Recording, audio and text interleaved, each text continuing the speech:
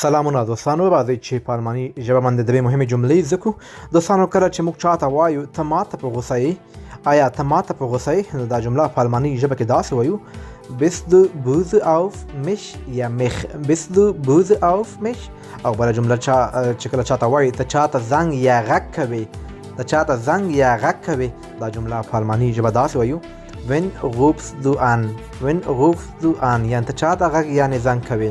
او موږ سره اخري جمله ده چې کله چاته وایو ته د چا سره لیدنه کوې، ته د چا سره لیدنه کوې، دا جمله په الماني ژبه داسې وایو: Wen besuchst du an? Wen besuchst du an؟ یعنی ته د چا سره لیدنه کوې.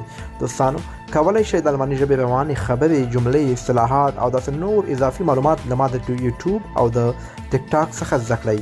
د ټیک ټاک نوم د همدغه ټیک ټاک ده او د یوټیوب نوم د ناصح احمدزی.